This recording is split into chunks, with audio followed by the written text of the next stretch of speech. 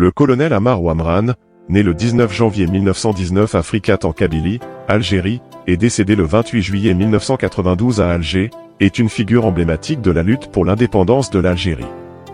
Surnommé Bukaru, il a consacré sa vie à la résistance contre la colonisation française et à la défense des droits et de la liberté du peuple algérien. Ammar Ouamrane a débuté sa carrière en intégrant les rangs de l'armée française après avoir suivi une formation militaire à l'Académie militaire de Cherchell, où il a gravi les échelons jusqu'au grade de sergent. Sa désertion de l'armée lors des événements tragiques du massacre de Sétif le 8 mai 1945 a marqué un tournant dans sa vie, le conduisant à s'engager activement dans la lutte pour l'indépendance de l'Algérie.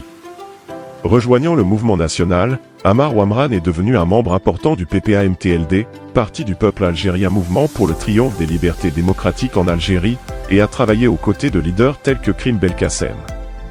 Son implication politique lors des élections municipales de 1946 a entraîné son arrestation, mais sa détermination et son courage lui ont permis de s'évader pour continuer le combat clandestinement. Au déclenchement de la guerre d'Algérie le 1er novembre 1954, Ammar Ouamrane a joué un rôle crucial en dirigeant les premières opérations dans la région de Draben-Keda, devenant ainsi le chef de la Wilaya 4 historique. Son leadership et son engagement ont été reconnus lors du congrès historique de la Soumam en août 1956, où il a été promu colonel de l'ALN et nommé représentant de la Wilaya 4 au CNRA, le Conseil national de la révolution algérienne.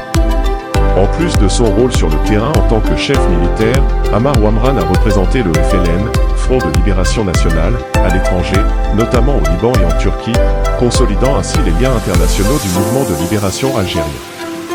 La vie d'Ammar Ouamrane est un héritage de résistance, de détermination et de sacrifice au service de la liberté et de la dignité du peuple algérien.